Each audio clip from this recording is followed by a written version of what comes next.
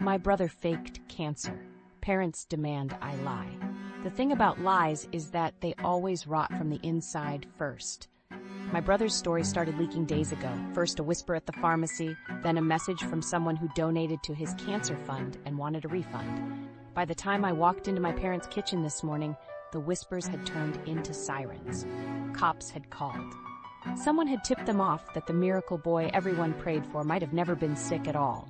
Mom was pacing, cordless phone glued to her ear, voice 2 octaves too high. Dad sat at the table like a statue, staring at a stack of bills labeled medical. I opened my mouth to ask what was happening, but Mom turned that sharp glare on me, the one that means shut up or she'll make you wish you had. It's just confusion, she hissed. People talk. But the tremor in her voice told me it wasn't confusion, it was revelation, and it was coming fast. Then my brother Dominic, the star of this family tragedy, walked in wearing joggers and a brand new watch. He looked surprisingly healthy for a man who was supposed to be dying last month. My first thought, of course he showed up late to his own downfall. He scanned the room, adjusted his sunglasses like some celebrity hiding from TMZ, and said, "They can't prove anything." Not sorry, not scared, just annoyed that his audience had turned skeptical. For context, Dominic's diagnosis was supposed to be aggressive lymphoma, the type that normally has you losing hair, weight, and any sense of humor. Yet, here he was, plump, tan, full head of hair, courtesy of luxury shampoo. The rest of us had cried, sold jewelry, begged neighbors to help with his hospital bills. Even I'd thrown a few paychecks into that bottomless donation jar. Turns out we'd been financing designer sneakers and concert tickets, and now the cops were tracing every penny. "Please," Mom muttered, gripping the counter like it was holy ground. "When the police come, just don't say anything." I laughed, couldn't help it. "You mean lie?" Her eyes narrowed. "Don't twist this. Family sticks together. If they ask, Dominic was sick. Understood? There's something surreal about being lectured on morals by the people helping commit fraud." Dad finally spoke, voice rough. "We can't let this destroy him." I looked at Dominic. He was scrolling through his phone like the word destroy was just background noise. Destroy him? He destroyed our entire reputation. The town raised thousands for his treatment. The church organized prayer groups. Kids shaved their heads in solidarity. And I'm supposed to pretend it's all fine? Mom suddenly dropped the phone, turned on me and said, "You're not telling anyone, right?" I told her I wasn't sure what I'd tell. My honesty hit the floor like a bomb. Dad barked my full name, the way he does right before calling something ungrateful. Mom started crying, telling me I didn't understand what jail would do to Dominic, which was hilarious, given she'd always said nothing teaches responsibility like consequences. But somehow, I was the villain. Me, the one who didn't fake chemo or steal donations, was tearing the family apart. That line kept bouncing around my head as sirens echoed somewhere outside. Irony really does have perfect timing. Part of me wanted to grab popcorn and watch the chaos unfold. Another part of me was nauseated, because if I stayed quiet, I'd be part of it. Complicit. But if I told the truth, Dominic would be cuffed before Saturday, and my parents would never forgive me. They'd already rewritten the narrative. He's misguided, I'm heartless, and the world just doesn't understand our private pain. So here I am, standing in that kitchen, watching lies stack higher than the unpaid bills on the fridge, realizing that being right won't feel good at all. The cops are knocking, my mother's frozen, and Dominic's smirking. And just like that, I remember the first time he ever lied. Years ago, over something small. That moment, I should have known this was coming. That's where the real story starts. Act 1. The fake diagnosis. It started one Thursday morning last year when Dominic called a family meeting. That phrase alone should have been a red flag. Dominic never gathered people together unless there was applause or free food involved. I remember him sitting at the end of the table, pale but theatrical, clutching a crumpled piece of paper like it was a death warrant. Mom was the first to gasp when he said cancer. Dad actually sank into his chair, muttering a prayer under his breath. I sat frozen, halfway between disbelief and trying to do mental math on how long it had been since Dominic saw a real doctor for anything besides a hangover. He cleared his throat and said it again, slower this time, as if practicing grief in real time. "They found malignant cells in my lymph nodes." Then came the silence. Long, heavy, cinematic silence, before Mom wailed like a siren and threw herself into his arms. I wanted to believe him. Of course I did. Cancer isn't something you challenge with a raised eyebrow. So I hugged him too, rubbed his back, swallowed that little voice that whispered something was off. The weeks that followed were a blur of casseroles and condolences. Dominic took to social media like a public figure in crisis. His first post had a selfie, shirtless, staring bravely into the distance, captioned, "Fighting the hardest battle of my life." That picture alone raised nearly $500 in an hour. The next one showed a hospital wristband and an IV pole strategically cropped out of frame. People ate it up. Comments poured in from everyone we knew. "Stay strong. You got this. We're praying for you." Mom shared every post with dramatic captions of her own. No parent should have to watch their child suffer. The local church held a fundraiser. Dad's co-workers donated part of their bonuses. I chipped in my savings even though I was suspicious. But guilt is powerful when your brother's supposedly dying. At first, Dominic played the part well. He shaved his head preemptively, saying chemo was starting soon. He wore loose hoodies to look frail and posted quotes about mortality. Everyone cried. Everyone believed. Except me, because he also began posting pictures from fancy dinners. The timeline made no sense. He was supposed to be in treatment, but his social media said, "vacation." I remember asking casually one night, "Aren't you supposed to be at the clinic today?"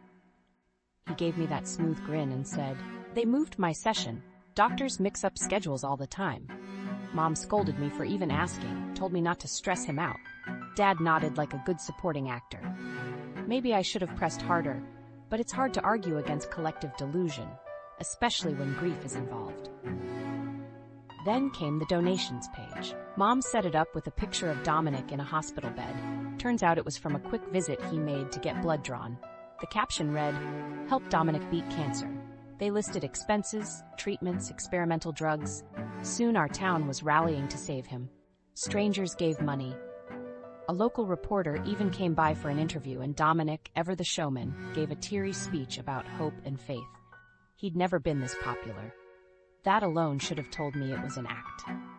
He started parking a new car in the driveway, said it was a gift from a friend. Mom didn't ask questions. Dad avoided eye contact. Every time I tried to connect dots, there were too many erasers in the room. The red flags kept stacking. His medical jargon wasn't consistent. One week he said chemo, the next it was radiation therapy, then something about stem cells. When I Googled his supposed oncologist, no doctor by that name existed. But bringing that up in front of my parents was like accusing a priest of faking communion. The emotional chaos at home made reality blur. Mom cried constantly, whispering prayers and blaming herself for passing on bad genes. Dad kept spreadsheets of expenses we couldn't afford. Dominic wandered in and out, collecting sympathy like tips. Meanwhile, friends kept dropping off food, and neighbors mowed our lawn out of pity. It was disgusting, the admiration he got for lying. But still, what if he really was sick and I was just bitter? That was the thought that trapped me. Months passed, and his condition seemed steady, which was weird for aggressive cancer. He was somehow gaining weight, getting tan, posting pictures from outdoor festivals. "The doctors say fresh air helps," he'd joke. Mom laughed through tears. I tried not to scream. One weekend I noticed something odd. The bottle of chemo meds he kept on the counter had a pharmacy label for allergy pills. I asked him about it, and he shrugged. "They repurpose stuff now. Chemo is like, complicated." I told Mom, who sighed and said, "Stop overanalyzing. He's fighting for his life." So I shut up for a while, but then a strange thing happened at a family dinner. Dominic raised a toast to miracles of modern medicine, and my aunt asked which hospital was treating him. He hesitated. Just a flicker, a split-second blank. Then he said a name that didn't exist in our city. The whole table froze. He quickly added, "Oh, it's a small private center, out of town." Everyone nodded. I saw Dad's jaw tighten. Mom changed the subject. That moment was the hairline crack in the facade. From there, the lies started slipping faster. His appointments clashed with televised sports events. His side effects depended on whether the bar was open. He kept forgetting which stage of cancer he was supposedly in. I remember one night he stumbled in drunk, collapsed on the couch, and said, You don't get it, sis. People love sad stories. Makes them feel generous. I just stared at him. He passed out before realizing what he'd confessed. I wanted to record everything after that, but evidence felt pointless when my parents were in full-time denial. Mom called him my brave boy. Dad said, at least people care. And I sat there thinking, for what? For a performance? For an illusion of tragedy? The illusion finally cracked during one of his treatments. He claimed he'd be in the hospital for 3 days. That same weekend, my friend sent me a photo from a concert 2 cities away. There he was, Dominic, center crowd, flashing peace signs. His wristband glowed under the lights. That picture burned into my brain, proof that my gut had been right all along. I waited for him to admit something, anything, but instead he came home limping, saying the drug made him sore. I didn't confront him then. I just looked at Mom crying with pride and Dad nodding proudly, and I realized this wasn't ignorance anymore. It was participation. And the scariest part? Nobody seemed to care whether he lived or died, only whether the story stayed intact. That was the moment I stopped being supportive and started taking notes. Because if Dominic could fake cancer once, who knew what came next? Act 2, the slip-up. The unraveling started on a Tuesday morning, so quiet you could almost mistake it for normal. I was in the kitchen making coffee when Dominic swaggered in wearing sunglasses and holding a smoothie so green it looked radioactive.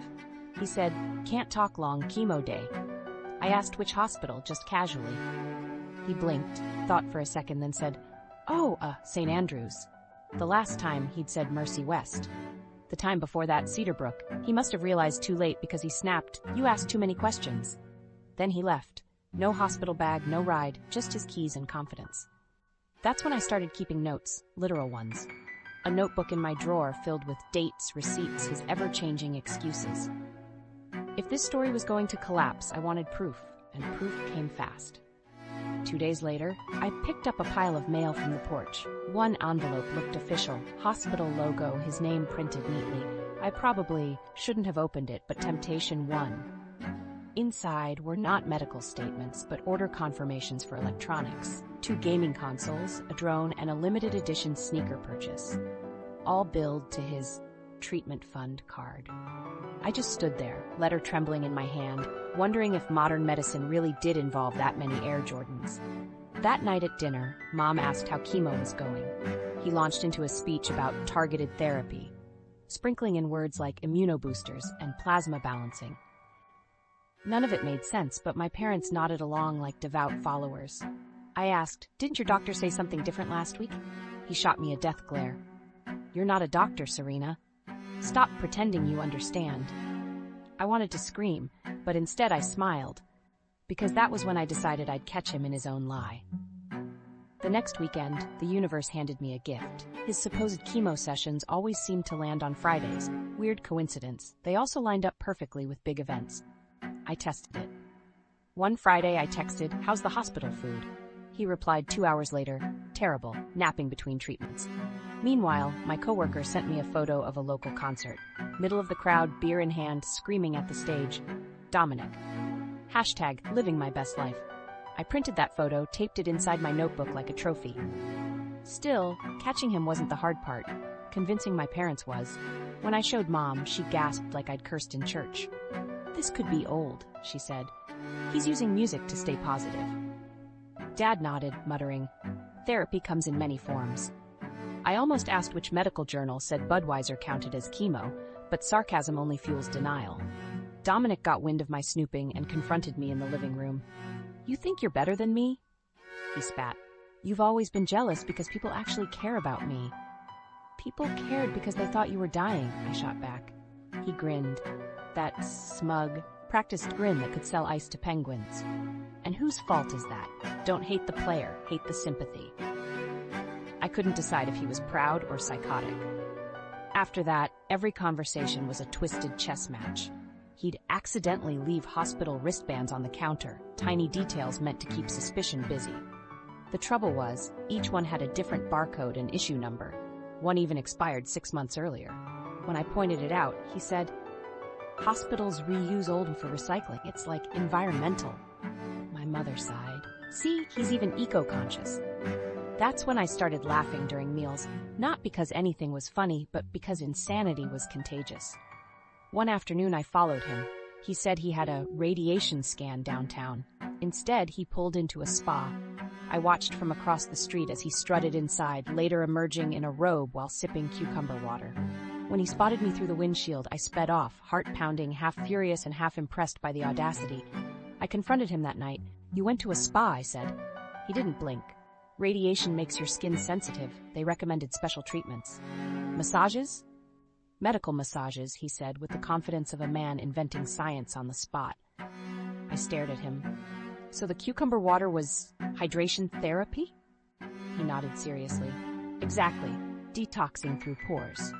I laughed, short and sharp. "You mean sweating from lying too much?" He rolled his eyes. "You wouldn't understand, Serena. Healing isn't one size fits all." I couldn't tell if he believed his own nonsense or just enjoyed the performance. But either way, it deserved an award for commitment. Parents, of course, swooped in to defend him.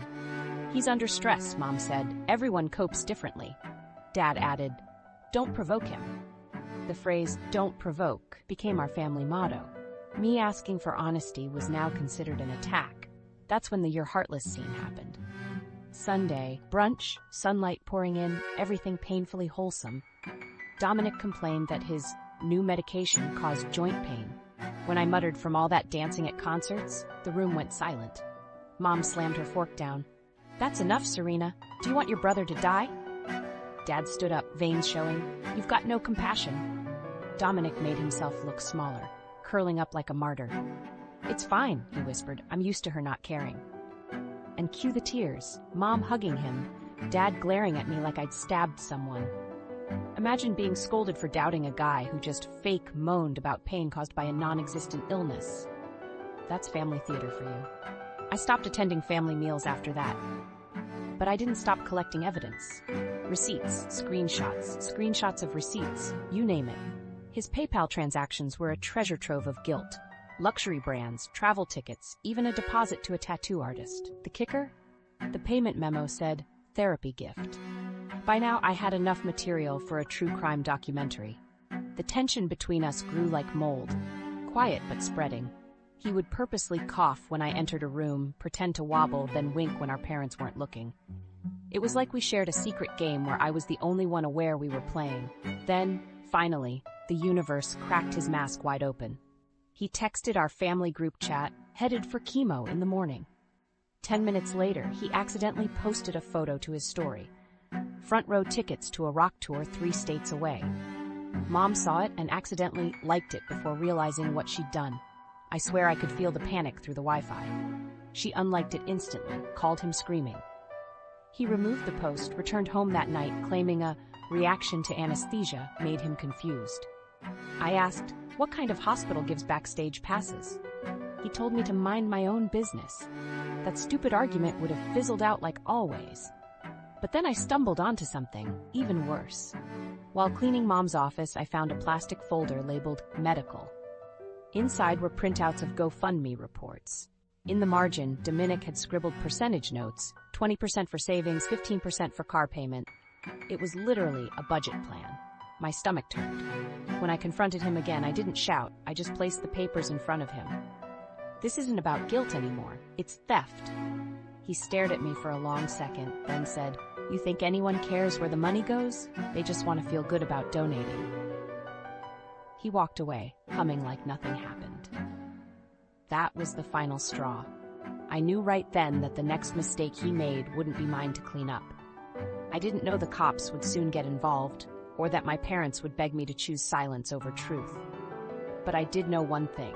Dominic's act had too many holes, and it was only a matter of time before one swallowed him whole. And when it did, the blast radius would hit all of us. Act 3. The evidence. I used to think catching a liar felt satisfying, like watching the villain trip over their own words. Turns out, it just feels heavy. By the time the truth finally landed in my lap, it didn't come with triumph. It came with nausea. It started when Mom asked me to drop off Dominic's insurance paperwork at her office. She worked part-time bookkeeping for a small clinic, so the stack didn't look suspicious, until I noticed that every document was a copy. Same signature, same date, same made-up doctor. One even had a misspelled hospital name. I called the number listed under billing contact out of sheer curiosity. It was disconnected. I remember sitting in my car staring at those forms thinking, if he's willing to forge doctor names, what else is fake? So I did what any nosy older sister would do. I went digging through his room. His medical drawer had 3 things: cough syrup, protein powder, and a stack of receipts. I sorted through them expecting gas stations or groceries. Instead, I found designer store logos, meal delivery subscriptions, and a weird one from a tattoo studio titled Custom Phoenix Piece. Payment received. I thought about the meaning of a phoenix, rebirth, survival, and almost laughed at the irony of him branding himself with a lie. One receipt had a note scribbled, "Keep this for tax write-off story." That phrase stuck in my head because it confirmed what I'd already started fearing. This wasn't confusion or exaggeration. It was a business model. When I brought the papers home, Mom saw me sorting them and immediately tensed. "What are you doing?" she asked. "Looking for the truth," I said. Her voice shook. "You shouldn't. You'll only hurt everyone." "That's already happening," I snapped. She snatched a few papers from me, stuffed them into a drawer, and said, "You have no idea the pressure he's under. People expect updates, hope. It's overwhelming." I stared at her. "You're justifying stealing?" She didn't answer, just pressed her palms together and muttered a prayer. That silence told me everything. She knew, maybe not the details, but enough to choose blindness. That night, I called our grandma. She's the only one in this family with both common sense and a solid moral compass. When I told her what I'd found, she sighed and said softly, "I always believed that boy loved attention more than air. But faking illness, that's a sickness too." I nearly cried hearing her say that, not because it excused him, but because someone finally acknowledged how twisted it was. She told me to take pictures of everything, store digital copies somewhere safe. "If this explodes," she warned, "they'll turn on you first." She was right, but I didn't quite believe it yet. 2 days later, Dominic walked into the living room flashing that mock humility people wear when they know they've gone too far but still think they can talk their way out. "We need to chat," he said. I braced myself, but instead of apologizing, he leaned in and whispered, "You didn't see those receipts, right? Because Mom would freak." I asked why. He shrugged. "I might have borrowed some donation money for a trip, like stress leave." "So fraud?" I asked. He rolled his eyes. "I'm not killing anyone, Serena. I'm healing in my own way." That was the moment my disgust turned into something colder, resolve. I printed every receipt, organized them chronologically, and discovered patterns. Same fake hospital names, same amounts transferring from the donation account to his personal card, often within the hour of receiving funds. Even notes like, "Thanks for believing," scribbled next to large PayPal deposits.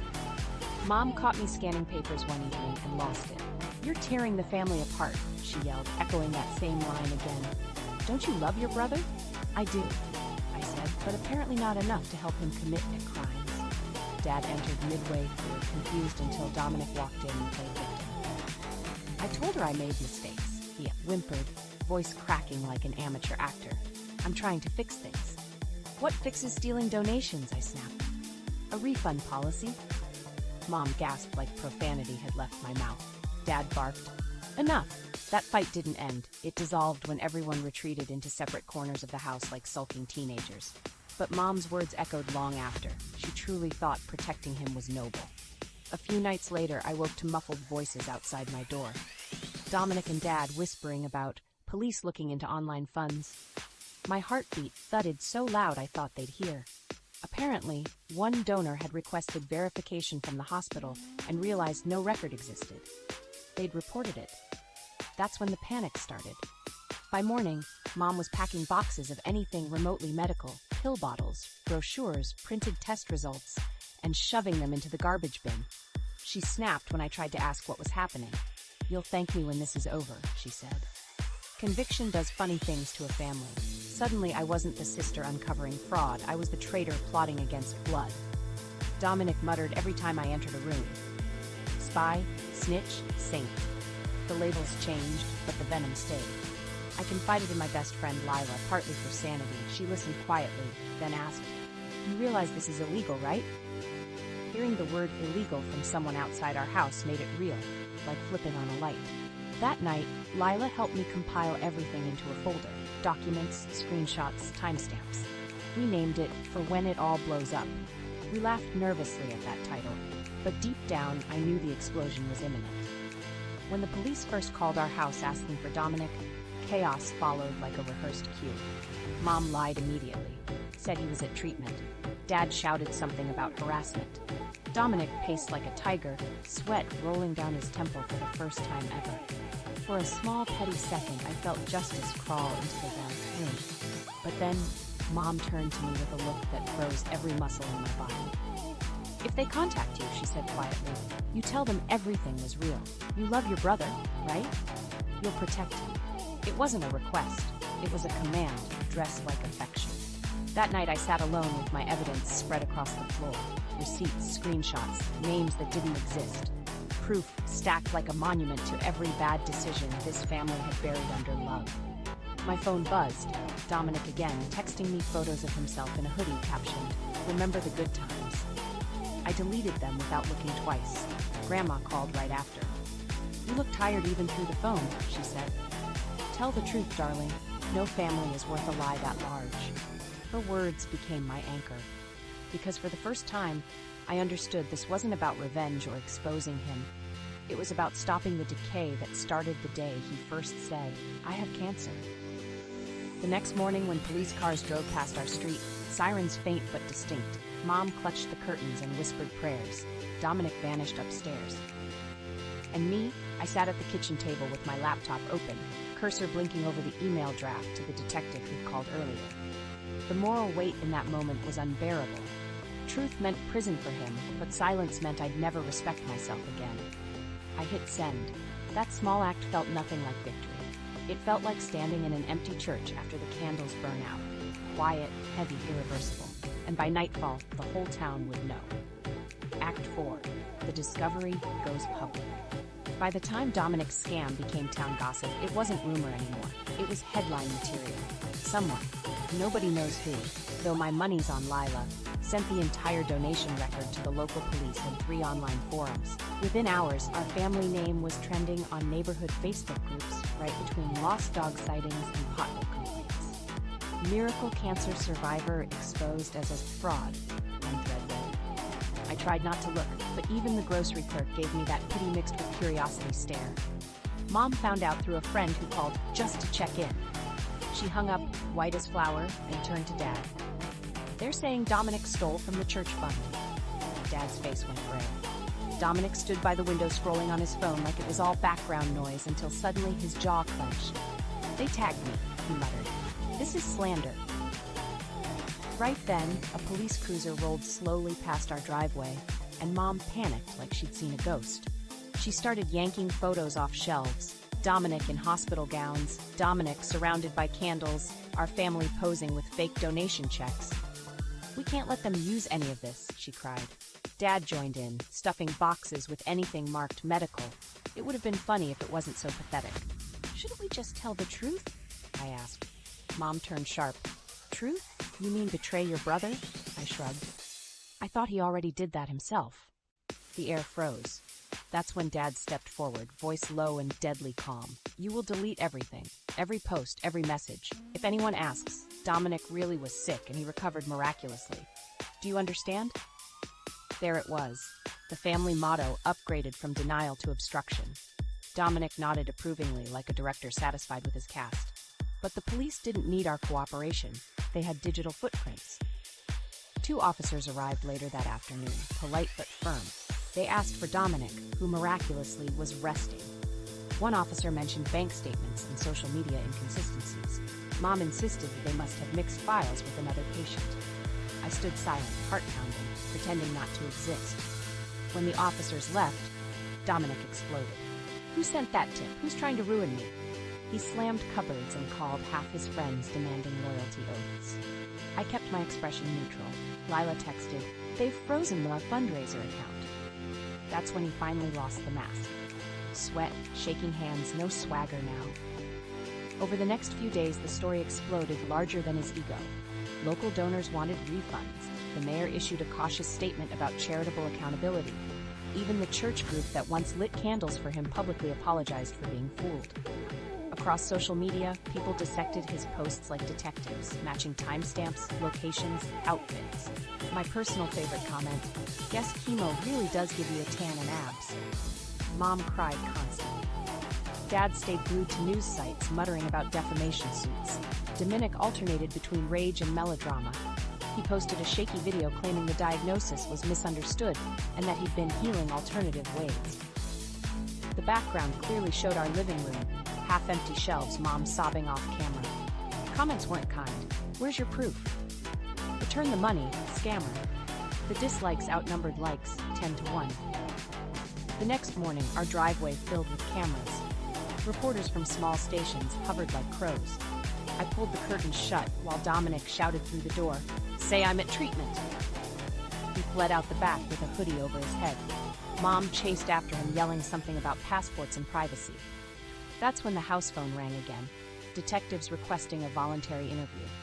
I could hear one say, "We only need to confirm a few details regarding the fundraiser." Mom gripped the phone, whispering, no comment," before hanging up. Then she spun toward me. "If they call you, you'll say you believed he was ill. You'll keep your mouth shut." I laughed because sometimes hysteria sounds a lot like humor. "You're asking me to lie to the cops," I said. Her voice cracked. "I'm asking you to protect this family. From justice? From shame." There it was, the core truth. They weren't afraid of crimes, they were afraid of neighbors. Later that night, while sirens echoed, somewhere nearby, I watched Dad scrolling through receipts on his laptop trying to delete files. "Digital footprints don't vanish," I muttered. He ignored me. Dominic burst in holding his phone. "They found my Instagram backups. They're saying I geotagged a concert during chemo week," I snickered. "Well, maybe the band was therapeutic." He lunged toward me, eyes wild. "You think this is funny? You ruined everything." Mom jumped between us, screaming, "Stop it! She didn't do anything." He barked back. "She started doubting me. That's when people noticed." The absurd logic almost made me admire him. Gaslighting as performance art. The next day felt like crisis rehearsals on repeat. Every call, every notification was another blow. The bank froze his accounts. PayPal demanded verification. One donor threatened legal action. Dominic hid in his room with curtains drawn, occasionally emerging to accuse me of betrayal. Dad tried damage control. He drafted a letter claiming Dominic's diagnosis came from an unlicensed holistic center abroad. He wanted me to sign as witness. I refused. Mom cried on cue. "What's wrong with you, Serena? Families help each other." "By covering felonies?" I asked. Dad slammed his fist on the table so hard the salt shaker cracked. "Enough smart mouth ethics." That was Thursday. By Friday morning, news vans camped outside. Grandma called telling them to stop harassing, but ended up yelling at Mom for enabling the mess. "You can't pray this away," Grandma said. Mom hung up mid-sentence. When authorities froze the remaining funds, Dominic tried one last stunt. He staged a hospital post, recycled from an old photo, captioned, "Back for more tests, keep faith." Within hours, the police issued a statement debunking it. That should have been the end, but my parents doubled down. They organized a family meeting in the living room like wartime leaders. Dad cleared his throat. "We stick to one story. Dominic was sick, misdiagnosed later. Paperwork confusion. Serena, you'll back that up. What if the police show me documents? Then you cry," Mom said quickly. "Say you're not sure. Say you're traumatized." Dominic nodded solemnly, as if this was righteous strategy, rather than criminal coaching. I stared at them, all three, and realized none of them cared about guilt, only optics. The irony was blinding. We'd gone from private shame to public theater, rehearsing our own lies while the cops already had the script. That night, I sat in my car behind the grocery store parking lot just to breathe without accusations echoing. My phone buzzed, Lila again. Detectives called me. They know he used my account once for donations. They're piecing it together. I told her to tell the truth. Hang guilt elsewhere. "You're not part of this," I said. She hesitated. "What about you?" Good question. Because staying in that house had become like standing in a smoke-filled room pretending the fire alarm was just ambience. When I got home, Dad was outside arguing with a news crew. Mom stood beside him, tear-ready, yelling about harassment. Dominic watched from the window, face pale, finally realizing that the world wasn't buying his performance anymore. He turned to me as I walked in. When they asked, remember, it was all a misunderstanding. I met his eyes and said, yeah, you misunderstood honesty for strategy. That's when Mom snapped completely. You can't talk to the police. Do you hear me? You'll ruin us. She gripped my wrist hard enough to hurt. I pulled free. It's already ruined.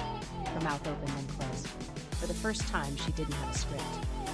Later, inside my room, I watched old messages scroll by. Friends asking if it was all true, coworkers offering awkward condolences, someone anonymous writing, "The lymphoma. You're brave if you tell them." My stomach twisted because bravery didn't feel like glory, it felt like loneliness. Downstairs, voices rose again, parents whisper shouting, Dominic pacing. The words drifted up clearly. She'll keep quiet. She knows blood's thicker. But maybe blood isn't always thicker. Sometimes it just stains longer. That was the night I decided that when police called next, I'd answer.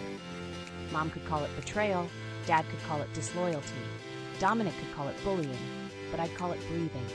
Because every lie that built our family had finally collapsed, and all that was left was dust and the sound of sirens closing in. Act 5, the family intervention. By Saturday, the living room looked like a courtroom that served casseroles. Mom had called an emergency family meeting. Her tone over the phone was calm, too calm, the kind of calm you hear before a storm levels the neighborhood. I showed up mostly out of morbid curiosity. Dominic sat sunk into the couch under a blanket, pale by choice, lip quivering like he'd rehearsed it in the mirror. Dad stood near the window, arms folded, pretending authority still existed in this house. Mom cleared her throat, the signal we were entering official denial territory. We handle this privately. No more outsiders, she said, glaring at me. The police don't need details from family members. I wanted to laugh, but held it in. The setup was classic. They'd decided that pretending to take control would undo the fraud that had already gone viral. Dominic wiped a perfectly timed tear and whispered, I never meant for things to get so out of hand. Cue Mom's gasp, steady as clockwork. She knelt beside him. You're under stress, honey. People twisted your words. People like me? I asked quietly. Dad turned, voice sharp. Serena, this is not about blame. Really, because you've all been practicing blaming me since breakfast. Silence. The kind so thick you could butter it. Mom straightened, adjusting her cardigan like armor. You think we don't see how hard this is for you, but attacking your brother is cruelty. Dominic sniffled. I said sorry. Sorry for stealing thousands of dollars or sorry for getting caught, I asked. Dad slammed his hand against the wall. Watch your tone. There it was. Their holy trinity of guilt, denial, pity, and intimidation. Mom turned back to Dominic, stroking his arm. Tell her what really happened. He hesitated, then spoke softly. It started with real fear. I had a lump. They said it might be cancer. People wanted to help. It just snowballed. Snowballed, right. The kind of snowball that buys cars and concert tickets. Dad looked at me like a priest giving last rites. You see, misunderstandings happen. I see fraud happens, I said, and you're all pretending it's weather. That earned me the collective glare of two parents whose favorite hobby was moral gymnastics. Mom clasped her hands together. If the police ask, say donations were transferred to cover debts, something harmless. They already have receipts, I said, and I won't lie. You will, Dad snapped, because family comes first. For a second, no one breathed. My pulse thudded loud in my ears. Family didn't come first when he conned the entire town, I said finally. It came last, right after his spa appointments. Dominic flinched, mask slipping. You're loving this, aren't you? Watching me fall? I'd prefer watching you grow up, I said. Mom gasped again, possibly worried the sarcasm was contagious. Both of you stop. We're already broken enough. That's when Dominic dropped the act, voice turning sharp. Fine, you think you're noble? Go ahead, tell them everything. You'll ruin us. I'm not the one who built this on lies. You'll still ruin us, he repeated, eyes red, jaw tight. That threat trembled in the air like static. Dad stepped forward again, leader of the damage control brigade. Listen, he said slower. The police called. They might ask for separate statements. We say he was misdiagnosed. Serena, we need you aligned. No, I said. Mom's smile froze like porcelain cracking. Sweetheart, don't let stubborn morals destroy your brother. Think of his future. His future? I laughed. You mean his sentence? Dad's voice rose. Not funny. Neither is theft. The argument burned hotter until Grandma's voice erupted at the doorway. None of us heard her arrive. "Enough," she shouted. The room froze. She looked smaller than usual, but carved from steel. "You all sound like fools. That boy," she pointed at Dominic, "lied to everyone, and you're protecting him? Shame on you." Mom tried to interrupt, but Grandma's hand shot up. "No. Every prayer you whispered, every dollar people gave, is a sin on your conscience now. And you," she turned to me, calm again, "you be brave. Truth doesn't destroy families, lies do." Dominic looked away, muttering, "You always liked her better." Grandma snorted. "At least she sleeps at night." She left as suddenly as she'd come, door slamming like punctuation from God. After she was gone, the silence grew unbearable. Mom sniffled, muttering prayers. Dad stared at the carpet. Dominic fiddled with his phone, hands shaking. The air smelled like panic and reheated guilt. Then Mom spoke again, voice trembling but firm. "She's old. She doesn't understand the world now. People forgive if you manage the story." "Mom," I said softly, "the story's over. The curtain's down." No one replied. An hour later, they started rehearsing new lines. "Say you misunderstood. Say he only used part of the money. Say social media exaggerated." Every sentence ended with, "They can't prove it without you." I caught my reflection in the mirror over the mantel. Same tired eyes, but something hardened behind them. I finally understood that in this family, truth was optional. Image was sacred. By evening, Dad announced, summarizing like a manager assigning chores. "Dominic, you stay out of sight. Mom, handle calls. Serena, when detectives schedule your interview, you'll confirm illness. That's final." I didn't argue, I just said, "Okay." The relief on their faces was instant, like I'd finally repented. But inside I was just bored of shouting into walls. Sometimes silence is sharper than any comeback. Dinner that night was absurd, a buffet of tension.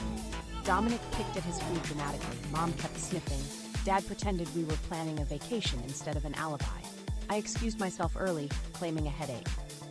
Upstairs, I texted Lila, "They're asking me to lie under oath." She replied, "You won't." I typed back, "We'll see." But I already knew she was right. Around midnight, a knock at my door startled me.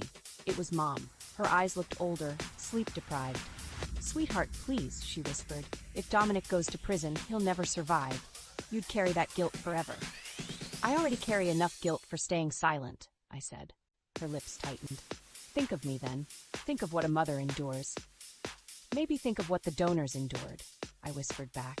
She flinched, then left without another word. Downstairs, I could hear Dad loudly telling Dominic, "She'll come around," and Dominic replying, "She always folds." Funny thing, this time, they were wrong. The next morning, I woke to a message from the detective, calm and professional. "We'd like to speak with you tomorrow about your brother's fundraiser. Please confirm availability." I stared at it, already aware that everyone downstairs waited for my reply like gamblers watching dice roll. At breakfast, Mom tried casual conversation. "Sleep okay?" "Fine." Dad added, "The police might overreach. Best not to confuse them." Dominic just whispered, "Remember, we're family." I nodded, smiling faintly. "Of course."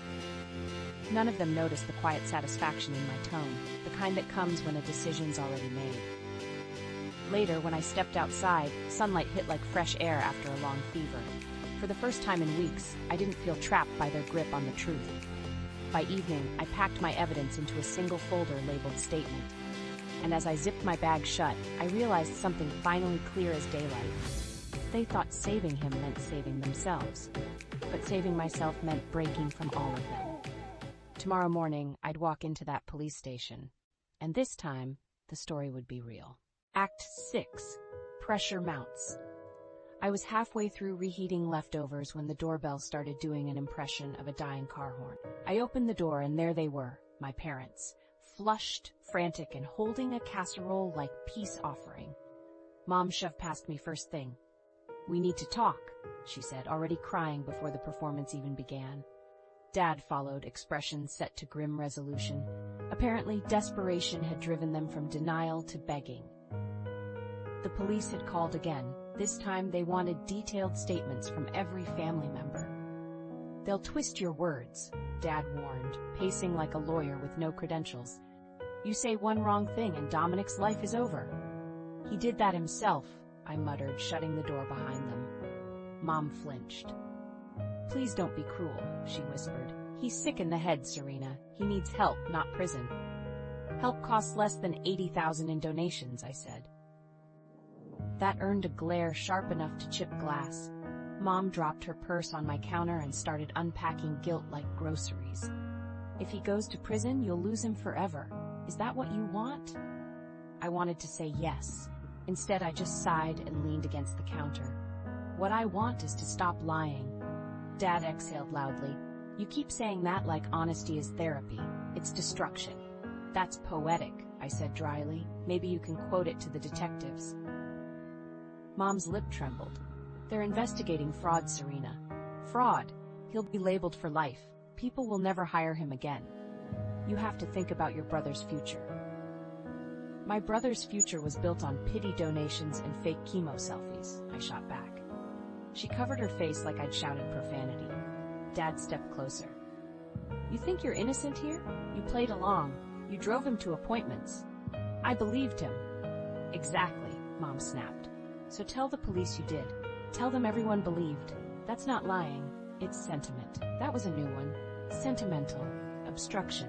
Then came the emotional blackmail routine, familiar and exhausting. Mom's voice softened, eyes watery. Sweetheart, you're compassionate. If you tell them everything, he'll be handcuffed. Picture Dominic behind bars. How will you live with that? I'll manage, I said quietly. She gasped, pressing her palm to her chest as if I'd confessed murder. You can't be serious. But I was.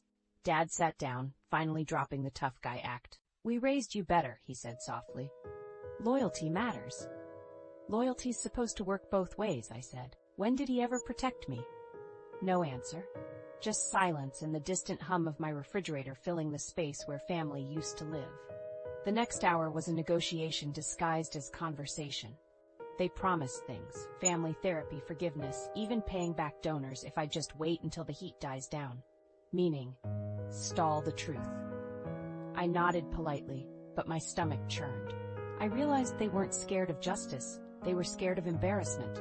Mom suddenly switched tactics, grasping my hand. He texted you, didn't he? Has he said anything? Nothing worth quoting. Show me. I held the phone out. Her eyes darted across the screen, reading Dominic's last message. You wouldn't hurt me, right? I'm still your brother. She started sobbing again. Dad rubbed his temples. He's scared. He's manipulative, I corrected. Just then, my phone buzzed again. Same number. New message. I'm in pain. Need you to tell cops it's a misunderstanding. Please. My body's shutting down again. I stared at it, half disgusted, half amazed. The man had resurrected his fake cancer mid-investigation. Mom saw the screen and latched onto it like proof of divine innocence. See? He's suffering. He's suffering from consequences, I said, pocketing the phone. Her face hardened. I don't recognize you anymore. Good, I said. Means I'm finally different from the rest of you. Dad slammed his fist on the table. Enough clever remarks. You will not jeopardize this family. A knock interrupted us. The universe's perfect timing. I opened the door a crack. Detective Morales, plainclothes but unmistakable. My lungs froze. She smiled politely. Sorry to drop by unannounced, Miss Lewis. Could we confirm your interview tomorrow morning? Behind me, Mom hissed. Say no, say you're busy. I'll be there, I said, cutting her off. The detective nodded, handed me a card, and left. The silence afterward was volcanic. Mom turned slowly, his voice shaking.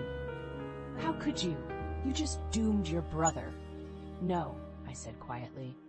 He doomed himself the day he sold hope online. Dad muttered a curse, grabbing his coat. We're not staying for this. Mom tried one last glance of wounded martyrdom, then followed him out, muttering prayers. The door clicked shut behind them. For a moment, my apartment felt like someone had opened a window in a suffocating room. Then my phone buzzed again. Dominic this time. Voice note attached. I hesitated before hitting play. His tone was soft, theatrical. I don't blame you, sis. I know they're pressuring you, but please, remember when I got sick the first time? You took care of me. Don't betray that love. I'm still that person. I'm still dying. He paused, breathed heavily for effect, then the message ended. I replayed it once, then laughed out loud. Not because it was funny, but because fear burns out eventually, and you're left with absurdity. I typed back, "Stop acting. There's no encore here." Sent it, then blocked the number. The rest of the evening stretched painfully quiet. Every creak of the apartment felt like footsteps of guilt crawling in. I poured a drink, sat on the couch, stared at the folder labeled statement. Inside sat the printed evidence, receipts, screenshots, copies of those fake medical forms. Proof that love can rot when left unchecked. I thought about deleting it all, pretending I didn't know. It would be easier, family dinners could resume, neighbors would stop whispering.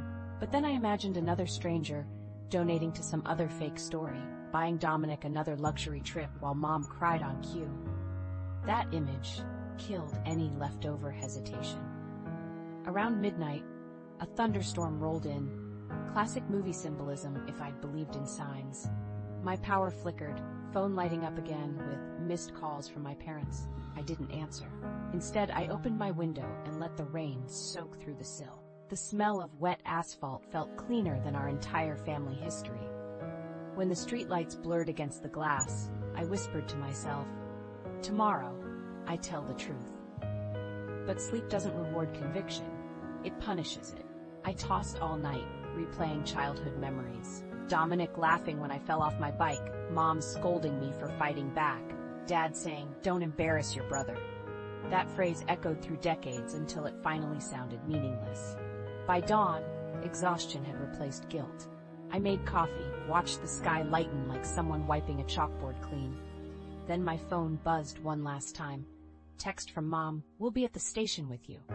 Just remember who raised you." I stared at it, fingers hovering above the reply, then typed 2 words. "I remember." And I did. Every manipulation, every silence, every time love demanded deceit. That memory was exactly why I couldn't lie anymore. When I closed the phone, the world suddenly seemed clearer, sharper. Birds outside, car engines, morning shifting forward like life insisting on movement. The pressure hadn't vanished, but it had direction now. Truth had become the only thing keeping me from dissolving into them. Tomorrow wasn't about destroying Dominic. It was about reclaiming myself from the story he'd written for all of us. And finally, for once, I had the pen. Act 7, the decision. Morning hit like a verdict. I woke up before the alarm, staring at the ceiling, heartbeat already keeping time with dread. The interview was at 10. My parents had left 13 missed calls overnight, and Dominic had somehow found a new number to text me from. Same script, new plea. "They're overreacting. Please don't say anything." For once, I didn't answer. I got dressed slower than usual, choosing clothes that didn't look too confident or too guilty. Halfway through tying my shoes, I realized this was the first morning in months I hadn't rehearsed a lie in my head before speaking. Weird kind of freedom. By the time I reached the police station, the air outside smelled like rain and nervous sweat. Detective Morales greeted me with a polite smile, notebook ready. "Serena Lewis?" she said. I nodded. She gestured toward a conference room. The walls were too white, the kind that refused to hold secrets. She started gently, basic questions, timeline of the illness, donation setup. Her tone was calm, practiced. Still, my throat felt like sandpaper. Every word I spoke came out slow, deliberate. "He was never sick," I said finally. The sentence landed heavy between us. Morales didn't flinch, she just nodded like truth wasn't surprising anymore. "Do you have documentation?" she asked. I slid the folder across the table. Pages fanned out, receipts, edited hospital forms, screenshots. She glanced through them silently. I expected some dramatic music cue, some visible shock, but all I got was a quiet sigh and a soft, "Thank you, this helps a lot." It wasn't cinematic, but it was real. Afterward, she offered me coffee, which I refused because my hands already trembled enough. I asked if Dominic would be arrested. She said carefully, "Investigations take time, but this is significant evidence." Translation, brace yourself. When I stepped outside, sunlight scraped across the parking lot like a spotlight on freedom. I took a breath, long enough to feel the shaking slow. Then my phone rang. Mom, of course. I answered out of muscle memory. "You didn't, did you?" she demanded, voice trembling between fear and accusation. "I told the truth," I said. She gasped loud enough for why birds to take flight somewhere nearby. You had one job, to protect your brother. I'm not his bodyguard, I replied, or his accomplice. There was a silence so deep it hummed. Then Dad's voice in the background, low and furious. She's finished with us. Maybe I am, I said softly. Mom's reply came jagged through tears. You don't understand what you've done. They'll take him away. You'll lose us. I already lost you when you chose lies over me, I said. Then I ended the call. My phone buzzed immediately. Dominic this time. Single message. You think you're righteous, but without family, you're nothing. I didn't reply. Instead, I turned the phone off and drove home in quiet disbelief at how good silence could sound. For hours, I just sat on the couch, the afternoon light crawling slow across the floor, wondering what happens after honesty. There's no applause, no neat fade out, just emptiness, and maybe peace trying to find a way in. Around 4, Lila showed up with takeout and an expression halfway between pride and caution. So? She asked. I did it, I said. My voice cracked at the edges, surprising even me. I actually did it, she grinned softly. About time someone in that house remembered what conscience means. We ate spring rolls in near silence, the kind that feels safe. For the first time, I could laugh without checking if it sounded disloyal. Then, midway through our meal, my phone buzzed again. Unknown number. Against my better judgment, I answered. Dad's voice heavy, quieter than I'd ever heard it. They served your brother a warrant. I clenched the phone tighter. So it's real now. You could have warned us, he said. I did, I whispered. A long pause then. Your mother is sick with grief. We raised you better than this. I almost asked, better than honesty? But the line clicked dead before I decided. Lila watched me set the phone down. You okay? Not really, I admitted. But it feels clean. That night my parents officially disowned me. Digital bulletin form, one mass text that started with after deep reflection and ended with until you repent. I laughed until I cried, then just cried. Because even when you expect exile, it still stings. I wandered through old photos on my laptop, me and Dominic as kids, mud-covered after playing outside. No signs then of what we'd become. Somewhere between childhood and adulthood, love turned into loyalty, and loyalty turned into silence. Maybe every family has that point of no return. Ours just happened to come with donation links. Later, I sat down to write in my notebook. Headline at the top, Things I Learned Telling the Truth. Under it, I scribbled, Guilt is louder than sirens. Fear looks like love when it's desperate. Freedom feels nothing like joy at first. When I closed the notebook, a strange calm settled over me. Maybe this was the catharsis people talk about, the kind that doesn't comfort you so much as stop the bleeding. The next morning, the news confirmed Dominic's arrest. Fraud, falsified documents, misuse of charitable funds. He looked smaller in the mugshot, the swagger gone, eyes hollow. For a flicker of a second, my chest tightened. Not satisfaction, not pity, something in between. Messages poured in all day. Some praising me, others accusing me of betrayal. Family friends unfriended me, co-workers offered awkward pats on the back. Grandma called last. Her voice shook a little. I'm proud of you, she said, but I know it hurts. It does, I admitted. Hurting doesn't mean wrong, she replied. It just means you cared first. After the call, I sat by the window watching the evening turn violent. Somewhere out there, my brother was learning the taste of consequence. My parents were probably rewriting prayers into statements of denial. Me? I just felt weightless in a strange, lonely way. I thought about family loyalty, a word so slippery it mostly means obedience. For years that word pinned me to silence. Today it finally cracked apart. Then I laughed softly, the sound foreign in my own throat. Guess lying's hereditary, I muttered. Glad I missed the gene. The street below glowed gold in the sunset, and for the first time since this nightmare began, I didn't feel like the villain. I felt human, messy, sad, honest, but still standing. Whatever came next, arrests or trials or awkward holidays, would no longer include me defending a performance. The curtain had dropped, the audience had left, and behind all that chaos, truth was quietly sweeping the stage clean. Act 8, Fallout. The morning after Dominic's arrest, silence hung around the house like leftover smoke. Even the refrigerator hum sounded nervous. Mom called me 3 times before sunrise, sobbing that they took him like a criminal. I didn't pick up. The last thing I needed was another lecture about how justice was inhumane when it's family. By noon, the news stations had his mugshot on rotation. Dominic in an orange jumpsuit, trying to glare dignified through the flash. The caption read, "Local man charged with charity fraud." The comment section looked like digital pitchforks. I scrolled for a minute before slamming the laptop shut. Watching strangers dissect your family is like eavesdropping at your own funeral. When I finally answered Mom's call, her voice came out raw. "They paraded him in handcuffs, Serena. The neighbors saw." "I saw the live stream," I said. "You can't blame the neighbors for checking their news feeds," she gasped like I'd sworn. "You sound proud." "Just tired," I corrected. "There's a difference." Dad took the phone next, voice clipped. "Your mother's not well. You'll make a statement clearing this up." "There's nothing to clear," I said. "He confessed." "That's not the point. The press twisted everything, said we helped him." I almost laughed. "Didn't you?" Click. Call ended. Within hours, Mom's friends started calling me names online. Traitor, heartless, disgrace.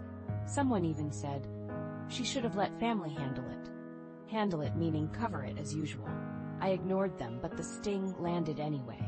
Some wounds come from outside, others are family-shaped. Lila dropped by that afternoon with coffee and sympathy shaped like sarcasm. "Celebrity status suits you," she said gently. "Yeah," I muttered. "I always wanted my 15 minutes. Act 9. Moral Reckoning. The noise died down weeks after Dominic's sentencing. But the quiet didn't feel peaceful. It felt hollow, like someone had vacuumed the oxygen out of life and replaced it with static. Everyone pretended to move on. The town found new drama. The reporters stopped calling, and I finally stopped checking the mailbox for hate letters from relatives. But inside, something still buzzed. Guilt, resentment, maybe both. Therapy became my new habit. Twice a week, I sat across from a woman named Dr. Jen, who wore pastel sweaters and silence like armor. The first session, she asked what brought me in, and I laughed too hard. "Fraud and family," I said, in that order. She didn't smile. She just said, "That's a heavy inheritance." Every appointment was like peeling skin. Painful, messy, yet necessary. We talked about boundaries, about inherited roles. Turns out, I'd been the family's moral sponge my whole life, soaking up wrongs so no one else had to look dirty.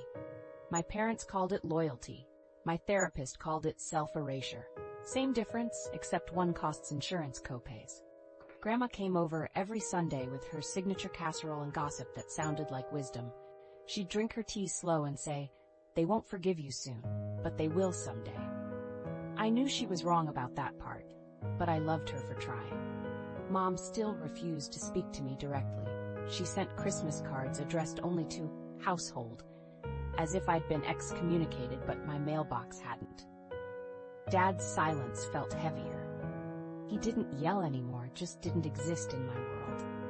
They lived 40 minutes away, yet somehow occupied more mental space than my entire apartment.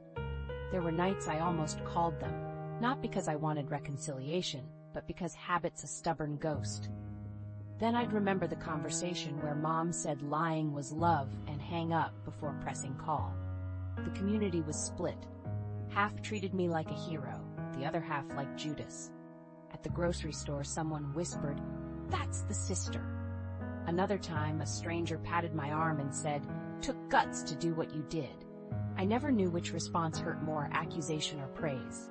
Each one reminded me this story would never fully belong to the past. One evening while sorting mail, I found a letter, not typed, not official, just messy handwriting I'd instantly recognize. Dominic. I almost tossed it into the trash unopened, but curiosity outran anger. It read, "I hope you're proud. You saved the world from me. Mom's breaking. Dad barely sleeps. I hope your conscience is comfy." Then, scribbled below that, "You'll always be my sister, whether you admit it or not." I didn't answer. You can't argue with a man still convinced consequences are persecution. I burned the letter in my sink, watched the smoke spiral, trying to decide if I just destroyed evidence or finally exorcised a ghost. Days slipped into weeks until the trial wrapped for good. He pleaded guilty, shorter sentence for cooperation. When I heard that, I didn't feel joy, just a quiet deflation. Justice doesn't clap, it exhales.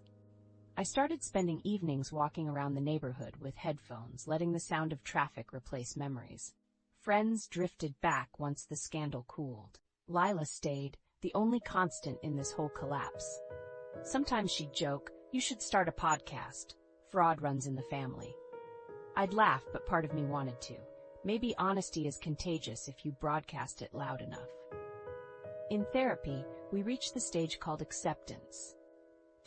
Jen asked if I forgave myself. I said, "For what?" Telling the truth. She said, "For surviving it." That stopped me cold, because even now I still measured worth by how much loyalty I'd destroyed. Truth didn't free me instantly. It left me naked in reality's bright light, waiting for warmth that took its time. We also talked about lineage, the idea that silence travels down generations like an heirloom. My parents inherited it from theirs. Don't show weakness, don't air dirty laundry, don't embarrass the family. That rule created Dominic, the performer who thought attention fixed emptiness. And me, the supporter who thought silence fixed chaos. She said breaking that cycle was loud, messy work. I said good, quiet already ruined enough. Sundays now I visit Grandma.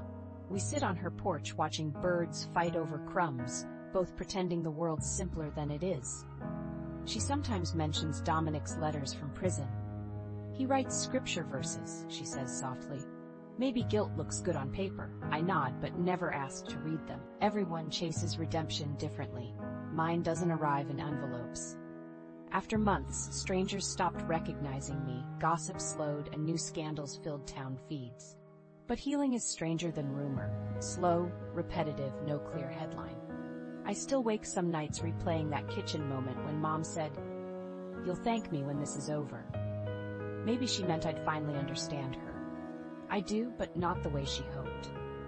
She lied for love because she was scared. I told the truth for love because I was tired. Still, some scars itch. Birthdays pass without calls. Holidays feel quieter, not lonelier. Sometimes I catch myself setting 3 plates instead of 1, as if ghosts still eat dinner. I don't hate them. Hatred requires energy I'm done spending. Most days, I just hope they're learning something, anything that resembles regret. Lila dragged me to a community talk once, guest speaker on ethics of truth-telling. Halfway through, I realized the woman up front described a case suspiciously similar to ours, minus names. When someone in the audience asked if whistleblowers ever regret speaking up, she said, "Always, but they'd regret silence more." I wanted to stand and applaud, but my throat only managed a quiet "yeah." The drive home that night felt lighter. Streetlights flicked past like small checkpoints of forgiveness. Lila glanced at me and said, "You look peaceful." "I'm getting there," I answered. For the first time, it wasn't sarcasm. Therapy eventually tapered off. One session at goodbye, Dr. Jen said, "You draw strength from questioning. Don't lose that. It's how empathy starts." I didn't fully get it until later, when a coworker confided her brother was lying to their parents about debt. My first instinct was to tell her to expose him immediately. Instead, I told her to breathe first, then choose. Maybe healing means learning when truth needs timing, not silence. Now months have passed.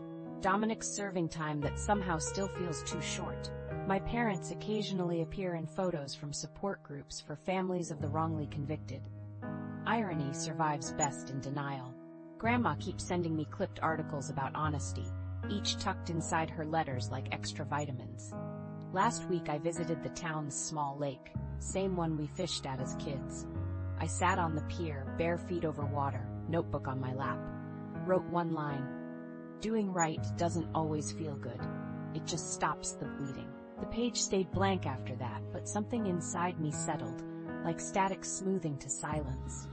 I'm not naive enough to call this closure. It's more like equilibrium. Truth won, but it didn't throw a parade.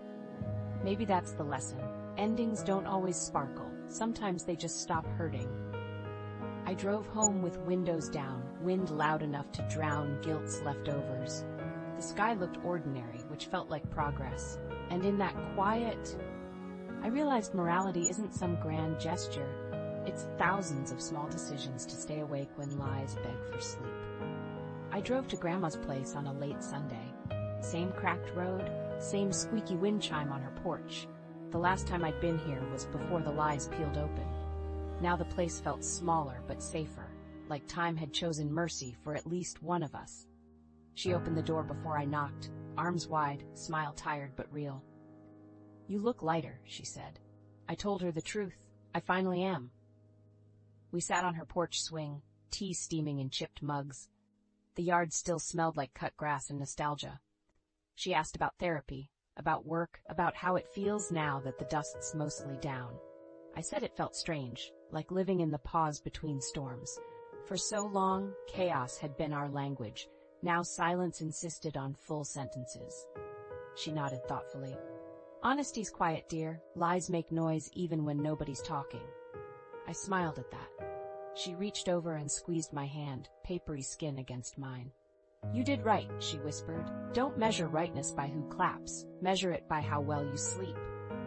Later we walked to the garden behind her house, the same patch where Dominic once buried toy cars when we were kids. The soil still had faint mounds, tiny fossils of simpler years. I crouched down, brushing dirt from my fingers, and felt something unclench inside me. Maybe forgiveness starts exactly like that, small, unremarkable, nothing cinematic. As the sun dipped low, Grandma said she'd wanted to show me something. She pointed toward the old oak at the edge of the yard.